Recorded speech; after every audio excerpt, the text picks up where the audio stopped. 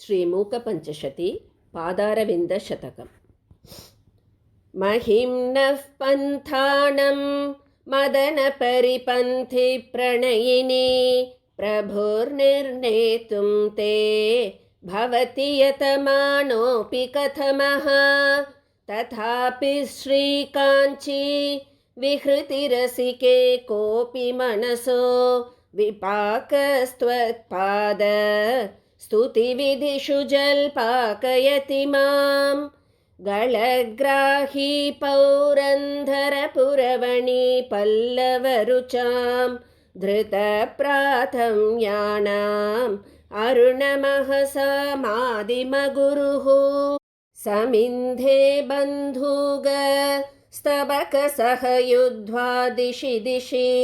प्रसर्पन् कामाक्ष्याः चरणकिरणानामरुणिमा। कराळीनां यानाभ्यसनकलना मूलगुरवे दरिद्राणां त्राण व्यतिकरसुरोद्यानतरवे। तमस्काण्डप्रौढी प्रकटनतिरस्कारपटवे जनोऽयं कामाक्ष्याः चरणनलिनाय स्पृहयते। वहन्ति सैन्दूरीं सरणिमवनं रामरपुरी पुरन्द्री सीमन्ते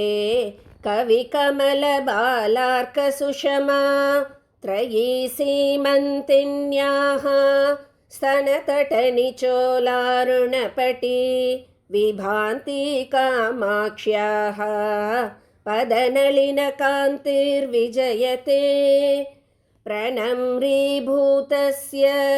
प्रणयकलहत्रस्तमनसः स्मरारातेश्चूडा वियति गृहमेधी हिमकरः। ययो सान्ध्यां कान्तिं वहति सुषमाभिश्चरणयोः तयोर्मे कामाक्ष्या हृदयमपतन्द्रं विहरताम्। ययोः पीठायन्ते विबुधमुकुटीनां पटलिका ययो सौधायन्ते स्वयमुदयभाजो भणितयः। ययोर्दासायन्ते सरसिजभवाद्याश्चरणयोः तयोर्मे कामाक्ष्या दिनमनुवरीवर्तु हृदयम्। नयन्ति सङ्कोचं सरसिजरुचं दिक्परिसरे सृजन्ति लौहित्यं नखकिरणचन्द्रार्धकचिता। कवीन्द्राणां हृत्कैरवविकसनोद्योगजननी स्फुरन्ति कामाक्ष्याः चरणरुचिसन्ध्या विजयते। वीरावैर्माञ्जीरैः किमपि कथयन्तीव मधुरं पुरस्तादानम्रे पुरविजयिने स्मेरवदने। वयस्येव प्रौढा शिथिलयति या प्रेमकलह प्ररोहं कामाक्ष्याः चरणयुगली सा विजयते। सुपर्वस्त्रीलोल अलकपरिचितं षट्पदकुलैः स्फुरल्लाक्षारागं तरुणतरणे ज्योतिररुणैः। भृतं कान्त्यम्भोभिः विसृमरमरन्ध्रैः सरसिजैः विधत्ते कामाक्ष्याः चरणयुगलं बन्धुपदवीं। रजःसंसर्गेऽपि स्थितमरजसामेव हृदये परं रक्तत्वेन स्थितमपि विरक्तैकशरणम्। अलभ्यं मन्दानां दधदपि सदा मन्दगतितां विधत्ते कामाक्ष्याः चरणयुगमाश्चर्यलहरीम्। जटालामञ्जीर स्फुरदरुणरत्नांशुनिकरैः निशीदन्ती मध्ये नखरुचिजरीगाङ्गपयसां जगत्राणं कर्तुं जननि मम कामाक्षि नियतं तपश्चर्यां धत्ते तव चरणपाथोजयुगली तुलाकोटिद्वन्द्व क्वनितभणिता भीतिवचसोः विनम्रं कामाक्षी विसृमरमहः पाटलितयोः क्षणं विन्यासेन क्षपिततमसोर्मे ललितयोः पुनीयान्मूर्धानं पुरहरपुरन्ध्री चरणयोः भवानि दृह्येतां भवनिबिडितेभ्यो मम मुहुः तमो व्यामोहेभ्यः तव जननि कामाक्षि चरणौ ययोर्लाक्षाबिन्दु स्फुरणधरणाद्धूर्जटिजटा कुटीराशोणाङ्कं वहति वपुरेणाङ्गकलिका पवित्रीकुर्युर्नः पदतलभुवः पाटलरुचः परागास्ते पाप प्रशमनधुरीणाः परशिवे गणं लब्धुं येषां निजशिरसि कामाक्षि विवशा वलन्तो व्यातन्वन्ति अहमहमिकां माधवमुखाः बलाकामालाभिः नखरुचिमयीभिः परिवृते विनम्रस्वर्णारी विकचकचकालाम्बुदकुले स्फुरन्तः कामाक्षी स्फुटदलितबन्धूकसुहृदः तटिल्लेखायन्ते तव चरणपाथोजकिरणाः सरागः सद्वेषः प्रसृमरसरोजे प्रतिदिनं निसर्गादाग्रामन् विबुधजनमूर्धानमधिकं कथङ्कारं मातः कथय पदपद्मस्तव सतां नतानां कामाक्षी प्रकटयति कैवल्यसरणिं जपालक्ष्मीशोणः जनितपरमज्ञाननलिनी विकासव्यासङ्गः विफलितजगज्जाड्यगरिमा मनःपूर्वाद्रिं मे तिलकयतु कामाक्षि तरसा तमस्काण्डद्रोही तव चरणपाथोजरमणः नमस्कुर्मः प्रेङ्खन् मणिकटकनीलोत्पलमहः पयोधौरिङ्कद्भिः नखकिरणफेनैर्धवलिते स्फुटं कुर्वाणाय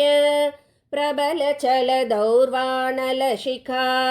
वितर्कं कामाक्ष्याः सततमरुणिं ने चरणयोः शिवे पाशायेताम् अलघुनितमः कूपकुहरे दिनाधीशायेतां मम हृदयपाथोजविपिने नभोमासायेतां सरसकवितारीतिसरिति त्वदीयौ कामाक्षी प्रसृतकिरणौ देवि चरणौ निषक्तं श्रुत्यन्ते नयनमिव सद्वृत्तरुचिरैः समैर्जुष्टं शुद्धैः अधरमिव रम्यैर्द्विजगणैः शिवे वक्षो जन्म द्वितयमिव मुक्ताश्रितमुमे त्वदीयं कामाक्षी प्रणतशरणं नौमि चरणम् नमस्यासं सज्जन् नमुचि परिपन्थि प्रणयिनी निसर्गप्रेङ्खोल कुरलकुलकाला हि शबले नखच्छाया दुग्धो दधिपयसि ते वैद्रुमरुचां प्रचारं कामाक्षी प्रचुरयति पादाब्ज सुषमा कदा दूरीकर्तुं कटुदुरितकाकोलजनितं महान्तं सन्तापं मदनपरिपन्थि प्रियतमे क्षणाते कामाक्षी त्रिभुवनपरितापहरणे पटीयां संलप्स्ये पदकमलसेवामृतरसं ययो सान्ध्यं रोचिः सततमरुणिम्ने स्पृहयते ययोश्चान्द्रीकान्तिः परिपतति दृष्ट्वा नखरुचिं ययोः पाकोद्रेकं पिपठिषति भक्त्या किसलयं मृदिं नः कामाक्ष्याः मनसि चरणौ तौ तनुमहे जगन्नेदं नेदं परमिति परित्यज्य यतिभिः कुशाग्रीयस्वान्तैः कुशलधिषणैः शास्त्रसरणौ गवेष्यं कामाक्षी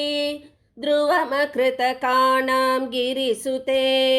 गिरामैदं पर्यं तव चरणपद्मं विजयते कृतस्नानं शास्त्र अमृतसरसि कामाक्षि नितरां दधानं वैषद्यं कलितरसमानन्दसुधया अलङ्कारं भूमेः मुनिजनमनश्चिन्मयमः पयोधेरन्तस्थं तव चरणरत्नं मृगयते मनोगेहे मोहोद्भवति मिरपूर्णे मम मुहुः दरिद्राणि कुर्वन् दिनकरसहस्राणि किरणैः विधत्तां कामाक्षी प्रसृमरतमो वञ्चनचणः क्षणार्धं सान्निध्यं चरणमणिदीपो जननि ते कवीनां चेतोवत् नखररुचिसम्पर्कि विबुध स्रवन्ति श्रोतोवत् पटुमुखरितं हंसकरवैः दिनारम्भश्रीवत् नियतमरुणच्छाय सुभगं मदन्तः कामाक्ष्याः स्फुरतु पदपङ्केरुहयुगम् सदा किं सम्पर्कात् प्रकृतिकठिनैर्नाकिमुकुटैः तटैर्निहाराद्रेः अधिकमणुना योगिमनसा विभिन्ते सम्मोहं शिशिरयति भक्तानपि दृशाम् अदृश्यं कामाक्षी प्रकटयति ते पादयुगलम् पवित्राभ्यामम्ब प्रकृतिमृदुलाभ्यां तव शिवे पदाभ्यां कामाक्षी प्रसभमभिभूतैः सचकितैः प्रवालैरम्भोजैः अपि च वनवासव्रतदशाः सदैवारभ्यन्ते परिचरितनानाद्विजगणैः चिरादृश्या हंसैः कथमपि सदा हंससुलभं निरस्यन्ति जाड्यं नियतजडमध्यैकशरणम् अदोषव्यासङ्गा सततमपि दोषाप्तिमलिनं पयोजं कामाक्ष्याः परिहसति पादाब्जयुगली सुराणामानन्द प्रबलनतया मण्डनतया नखेन्दुज्योत्स्नाभिः विसृमरतमः खण्डनतया पयोजश्रीद्वेष व्रतरततया त्वच्चरणयोः विलासः कामाक्षी प्रकटयति नैषाकरदशाम् सितिं नाकान्तीनां नखरजनुषां पादनलिन छवीनां शोणिम्ना तव जननि कामाक्षि नमने लभन्ते मन्दार ग्रथितनवबन्धूककुसुम स्रजां सामीचीन्यं सुरपुरपुरन्ध्रीकचभराः स्फुरन्मध्ये शुद्धे नखकिरणदुग्धाब्धिपयसां वहन्नब्जं चक्रं दरमपि च लेखात्मकतया श्रुतो मात्स्यं रूपं श्रियमपि दधानो निरुपमां त्रिधामा कामाक्ष्याः पदनलिननामा विजयते नखश्रीसन्नद्ध स्तबकनिचितस्वैश्च किरणैः पिशङ्गैः कामाक्षी प्रकटितलसत्पल्लवरुचिः सतां गम्यशङ्के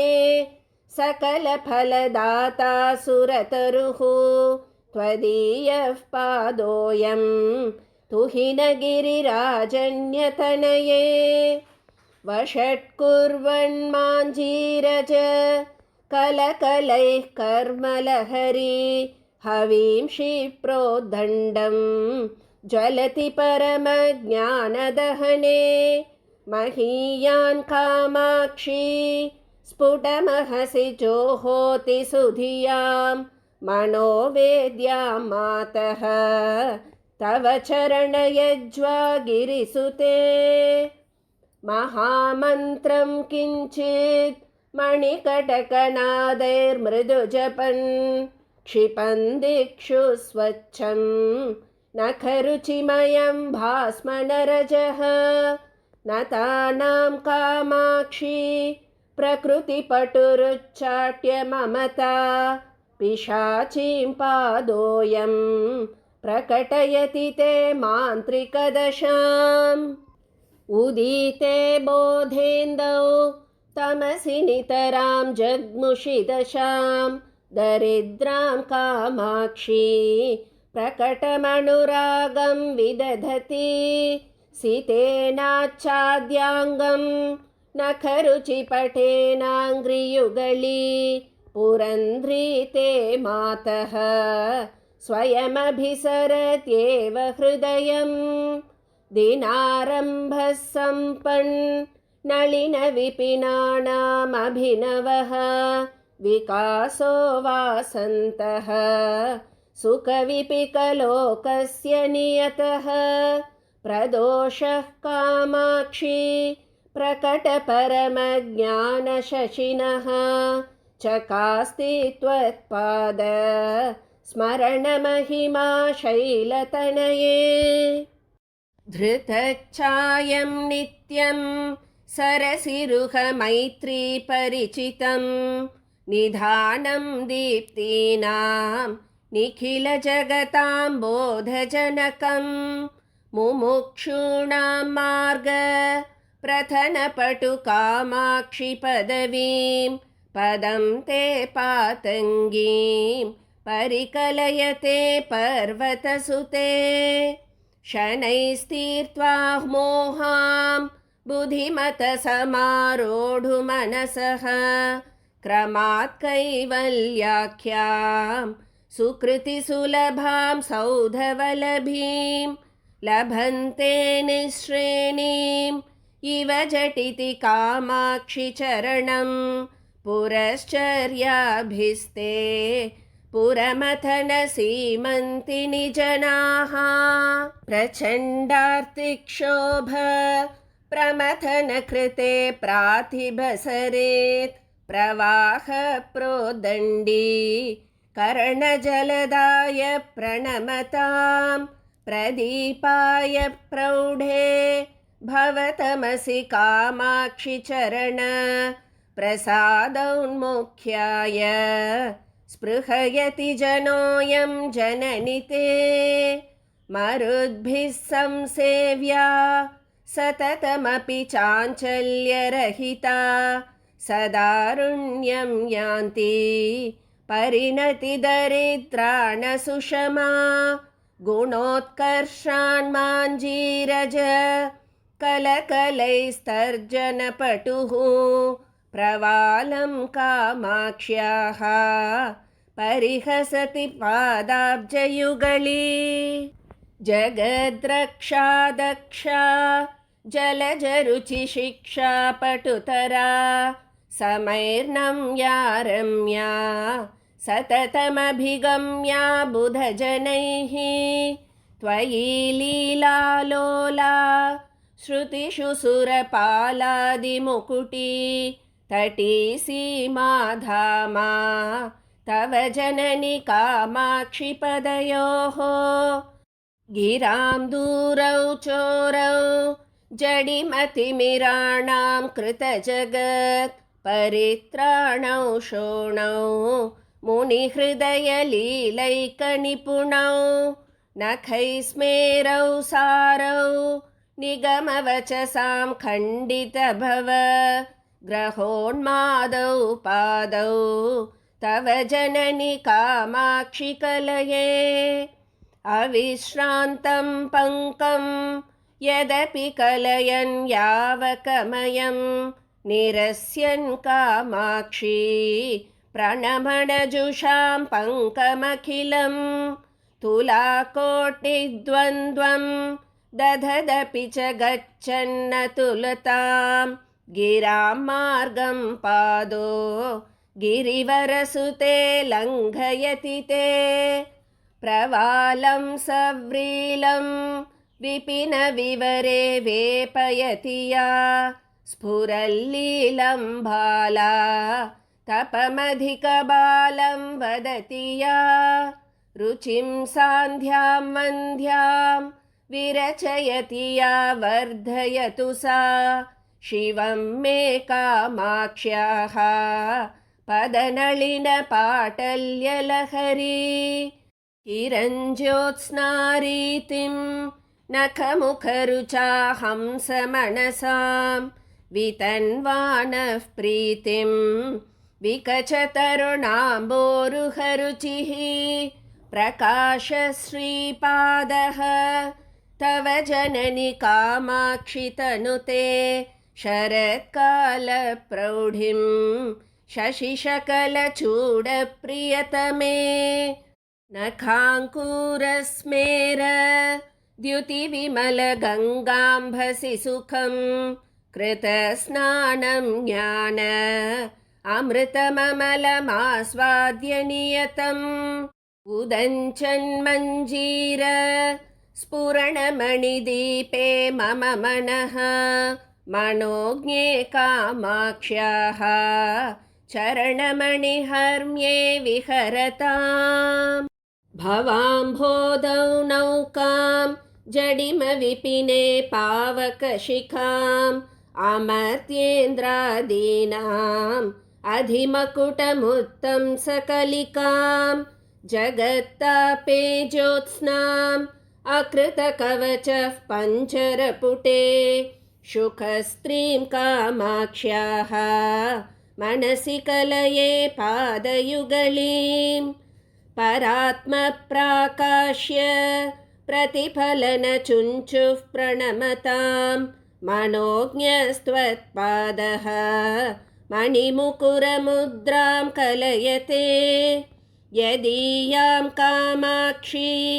प्रकृतिमसृणाशोधकदशां विधातुं चेष्टन्ते बलरिपुवधूटिकचभराः अविश्रान्तं तिष्ठन् अकृतकवचः कन्दरपुटी कुटीरान्तः प्रौढं नखरुचिसटालीं प्रकटयन् प्रचण्डं खण्डत्वं नयतु मम कामाक्षि तरसा तमो वेतण्डेन्द्रं तव चरणकण्ठीरवपतिः पुरस्तात् कामाक्षी प्रचुररसमाखण्डलपुरी पुरन्ध्रीणां लास्यं तव ललितमालोक्य शनकैः नखश्रीभिः स्मेरा बहुवितनुते नूपुररवैः चमत्कृत्या शङ्खे चरणयुगली चाटुरचनाः सरोजं निन्दन्ति नखकिरणकर्पूरशिशिरा निषिक्ता मारारेः मुकुटशशिरेखा हिमजलैः स्फुरन्ती कामाक्षी स्फुटरुचिमये पल्लवचये तवाधत्ते मैत्रीं पथिकसुदृशा पादयुगली नतानां सम्पत्तेः अनवरतमाकर्षणजपः प्ररोहत् संसार प्रसरगरिमस्तम्भनजपः त्वदीयः कामाक्षी स्मरहरमनो मोहनजपः पटीयान्नः पायात् पदनलिनमञ्जीरनिनदः वितन्वीथानाथे मम शिरसि कामाक्षि कृपया पदाम्भोजन्यासं पशुपरिबृढप्राणदयिते पिबन्तो यन्मुद्रां प्रकटमुपकम्पापरिसरं दृशानानन्द्यन्ते नलिनभवनारायणमुखाः प्रणामोद्यद्बृन्दारक मुकुटमन्दारकलिका विलोलल्लोलम्ब प्रकरमयधूमप्रचुरिमा प्रदीप्तः पादाब्ज द्युतिवितति पाटल्यलहरी कृशानुः कामाक्ष्या मम दहतु संसारविपिनम् वलक्षश्रीरुक्षाधिप शिशुसदृक्षैस्तवनखैः जिघृक्षुर्दक्षत्वं सरसिरुहभिक्षुत्वकरणे क्षणान्मे कामाक्षी क्षपितभवसंक्षोभगरिमा वचो वैचक्षण्यं चरणयुगली पक्ष्मलयतात् समन्तात् कामाक्षी क्षततिमिरसन्तानसुभगान् अनन्ताभिर्भाभिः दिनमनुदिगन्तान् विरचयन् अहन्तायाहन्ता मम जडिमदन्तावलहरिः विभिन्तां सन्तापं तव चरणचिन्तामणिरसौ दधानो भास्वत्ताम् अमृतनिलयो लोहितवपुः विनम्राणां सौम्यः गुरुरपि कवित्वं च कलयन् गतौ मन्दो गङ्गाधर महिषि कामाक्षि भजतां तमः केतुर्मातः तव चरणपद्मो विजयते नयन्तीं दासत्वं नलिनभवमुख्यानसुलभ प्रदानाधीनानाम् अमरतरुदौर्भाग्यजननीं जगज्जन्मक्षेम क्षयविधिषु कामाक्षि पदयोः दुरीणामीष्टेकः तव भणितुमाहो पुरुषिकाम् जनोऽयं सन्तप्तः जननि भवचण्डांशुकिरणैः अलब्ध्वैकं शीतं कणमपि परज्ञानपयसः तमो मार्गे पान्तः तव झटिति कामाक्षि शिशिरां पदाम्भोजच्छायां परमशिवजाये मृगयते जयत्यम्ब श्रीमन् नखकिरणचीनां शुकमयं वितानं बिभ्राणे सुरमकुटसङ्घट्टमसृणे निजारुण्यक्षौम आस्तरणवति कामाक्षि सुलभा बुधैः संविन्नारी तव चरणमाणिक्यभवने प्रतीमः कामाक्षी स्फुरिततरुणादित्यकिरण श्रियो मूलद्रव्यं तव चरणमद्रीन्द्रतनये सुरेन्द्राशामापूरयति यदसौ ध्वान्तमखिलं धुनीते दिग्भागान् अपि च महसा पाटलयते महाभाष्यव्याख्या पटुशयनमारोपयति वा स्मरव्यापारेष्या पिशुननिटिलं कारयति वा द्विरेपाणामध्यासयति सततं वाधिवसतिं प्रणम्रान् कामाक्ष्याः पदनलिनमाहात्म्यगरिमा विवेकाम्भस्रोतः स्नपनपरिपाटी शिशिरिते समीभूते शास्त्र स्मरणहलसङ्कर्षणवशात् सतां चेतः क्षेत्रे वपति तव कामाक्षि चरणः महासंवित्सस्य प्रकरवरबीजं गिरिसुते दधानो मन्दार स्तबकपरिपाटीं नखरुचा वहन् दीप्तां शोण अङ्गुलिपटलचाम्पेयकलिकाम् अशोकोल्लासं नः प्रचुरयतु कामाक्षि चरणः विकासी वासन्तः समय इव ते शर्वदयिते नखांशु प्राचुर्य प्रसृमरमरालालिधवलः स्फुरन्मञ्जीरोद्यन् मरकतमः शैवलयुतः भवत्या कामाक्षी स्फुटचरणपाटल्यकपटः न दशोनो भिक्यो नगपतितनूजे विजयते धुनानं पङ्कौघं परमसुलभं कण्टककुलैः विकासव्यासङ्गं विदधदपराधीनमनिशं नखेन्दुज्योत्स्नाभिः विशदरुचि कामाक्षि नितराम् असामान्यं मन्ये सरसिजमिदं ते पदयुगम् करीन्द्राय दृह्यति अलसगतिलीलासु विमलैः पयोजैर्मात्सर्यं प्रकटयति कामं कलयते पदाम्भोजद्वन्द्वं तव तदपि कामाक्षि हृदयं मुनीनां शान्तानां कथमनिशमस्मै स्पृहयते निरस्ताशोणिम्ना चरणकिरणानां तव शिवे समिन्धाना सन्ध्या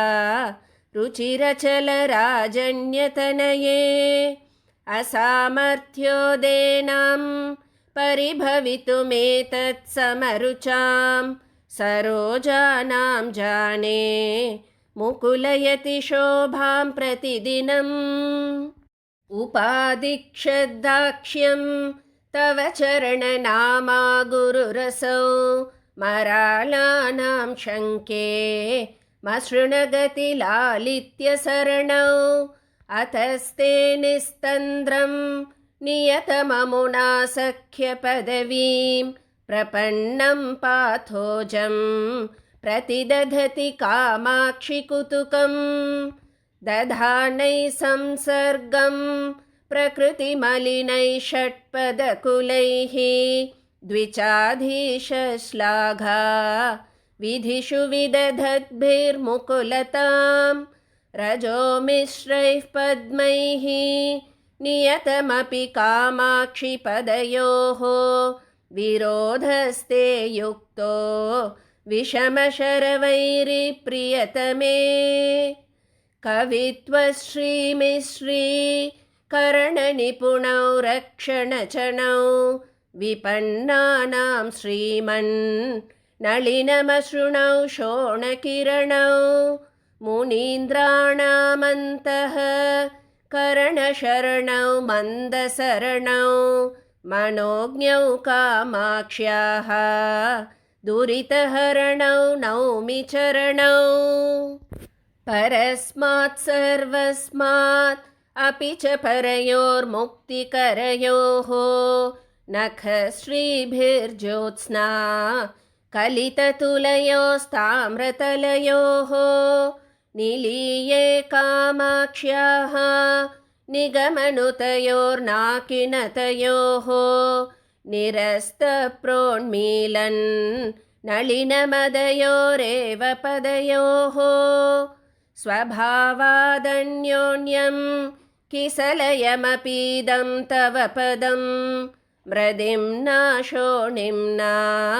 भगवति दधाते सदृशतां वने पूर्वस्येच्छा सततमवने किन्नु जगतां परस्येथं भेदः स्फुरति हृदि कामाक्षि सुधियां कथं वाचालोऽपि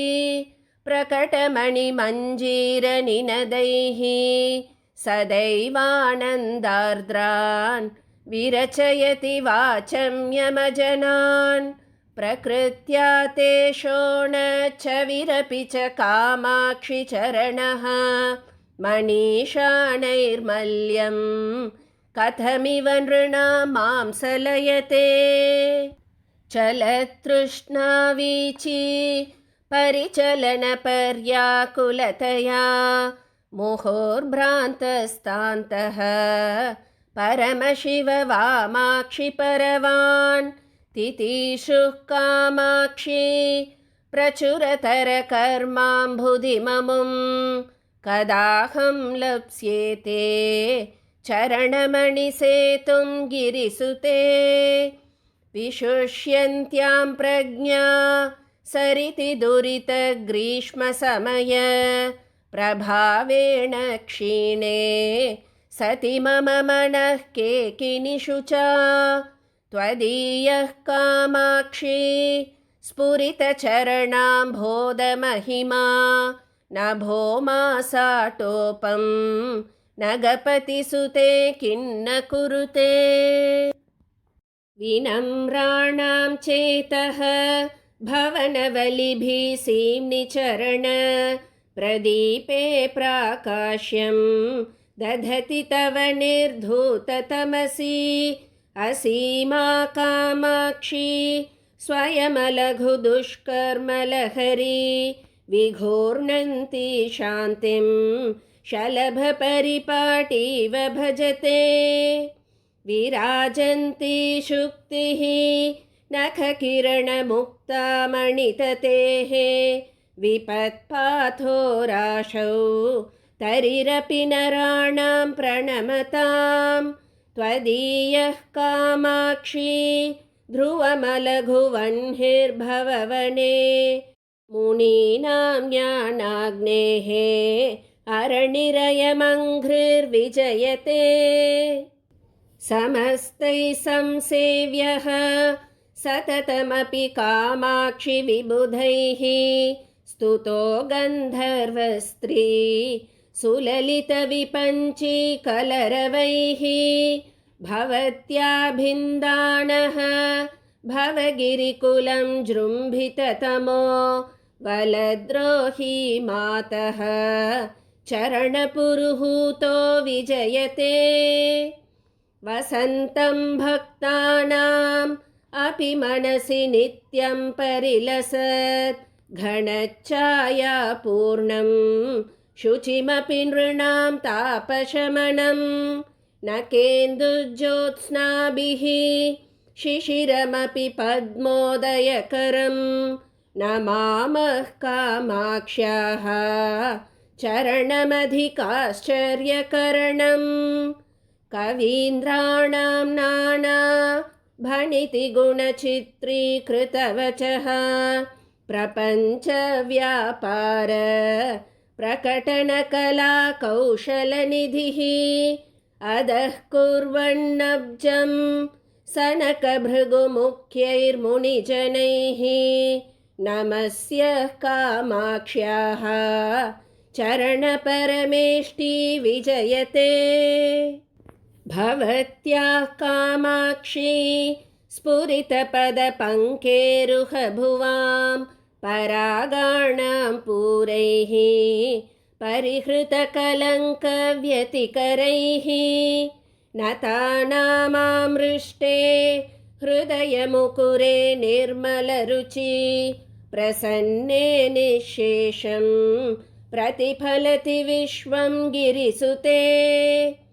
तव त्रस्तं पादात् किसलयमरण्यान्तरमगात् परं रेखारूपं कमलममुमेवाश्रितमभूत् जितानां कामाक्षी द्वितयमपि युक्तं परिभवे विदेशे वासो वा चरणगमनं वा निजरिपोः गृहीत्वा याथार्थ्यं निगमवचसां देशिककृपा कटाक्षार्कज्योतिः शमितममता बन्धतमसः यतन्ते कामाक्षी प्रतिदिवसमन्तर्द्रढयितुं त्वदीयं पादाब्जं सुकृतपरिपाकेन सुजनाः जडानामप्यम्ब स्मरणसमये त्वच्चरणयोः भ्रमन्मन्थक्ष्माभृत् घुमुघुमितसिन्धुप्रतिभटाः प्रसन्नाः कामाक्षी प्रसभमधरस्पन्दनकराः भवन्ति स्वच्छन्दं प्रकृतिपरिपक्वा भणितयः वहन्नप्यश्रान्तं मधुरनिनदं हंसकमसौ तमेवादः कर्तुं किमिव यतते केलिगमने भवस्यैवानन्दं विदधदपि कामाक्षि चरणः भवत्यास्तद्रोहं भगवति किमेवं वितनुते यदत्यन्तं ताम्यति अलसगतिवार्ता स्वपि शिवे तदेतत् कामाक्षी प्रकृतिमृदुलं ते पदयुगं किरीटैः सङ्घट्टं कथमिव सुरौघस्य सहते मुनीन्द्राणामास्ते मनसि च कथं सूचिनिशिते मनोरङ्गे मत्के विबुधजनसम्मोदजननी सरागव्यासङ्गं सरसमृदुसञ्चारसुभगा मनोज्ञा कामाक्षी प्रकटयतु लास्यप्रकरणं रणन्मञ्जीराते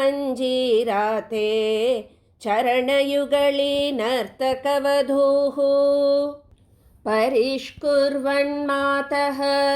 पशुपतिकबर्दं चरणराट् पराचां हृत्पद्मं परमभणितीनां च मकुटं भवाक्ये पाथोधौ परिहरतु कामाक्षि ममता पराधीनत्वं मे परिमुषितपाथोजमहिमा प्रसूनैः सम्पर्गात् अमरतरुणी कुन्तलभवैः अभीष्टानां दानात् अनिशमपि कामाक्षि नमतां स्वसङ्गात् कङ्केली प्रसवजनकत्वेन च शिवे त्रिधा धत्ते वार्तां सुरभिरिति पादो गिरिसुते महामोहस्तेन व्यतिकरभयात् पालयति यः विनिक्षिप्तं स्वस्मिन् निजजनमनोरत्नमनिशं सरागस्योद्रेकात् सततमपि कामाक्षि तरसा किमेवं पादोऽसौ किसलयरुचिं चोरयति ते सदा स्वादुङ्कारं विषयलहरीशालिकणिकां समास्वाद्य श्रान्तं हृदयशुकपोतं जननि मे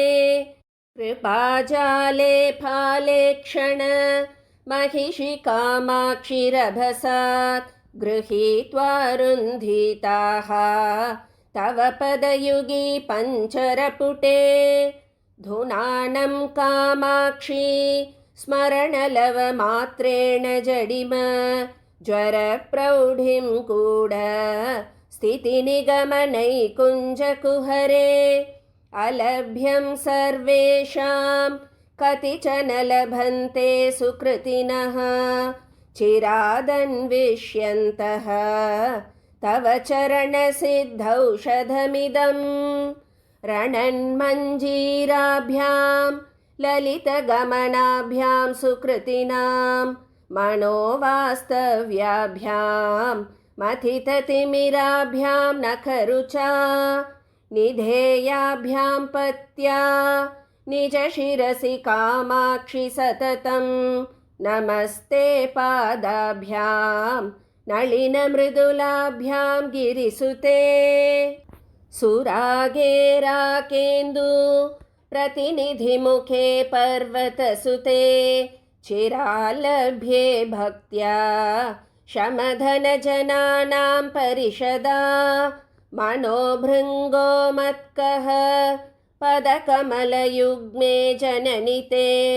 प्रकामं कामाक्षी त्रिपुरहर वामाक्षि रमताम् शिवे संविद्रूपे शशिशकलचूडप्रियतमे शनैर्गत्या गत्या जितसुरवरेभे गिरिसुते यतन्ते सन्तस्ते चरणनलिनालानयुगले सदा बद्धुं चित्त प्रमदकरियूथं दृढतरम् यशस्सूते मातः मधुरकवितां पक्ष्मलयते श्रियं दत्ते चित्ते कमपि परिपाकं प्रथयते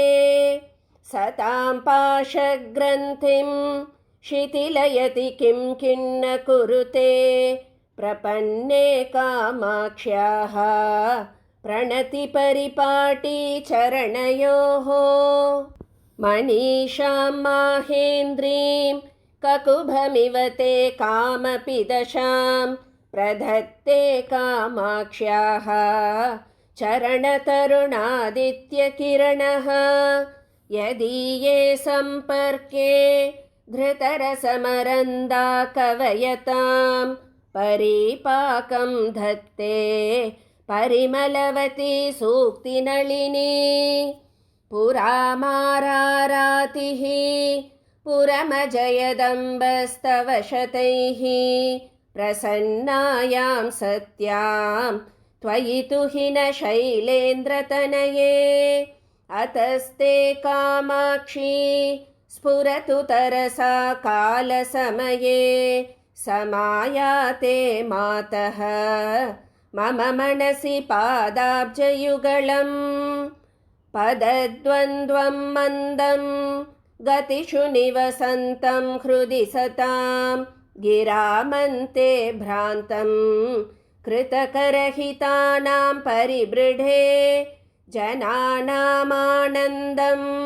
जननि जनयन्तं प्रणमतां त्वदीयं कामाक्षी प्रतिदिनमहं नौमि विमलम् इदं यः कामाक्ष्याः चरणनलिनस्तोत्रशतकं जपे नित्यं भक्त्या निखिलजगदाह्लादजनकं स विश्वेषां वन्द्यः सकलकविलोकैकतिलकः चिरं भुक्त्वा भोगान् परिणमति चिद्रूपकलया।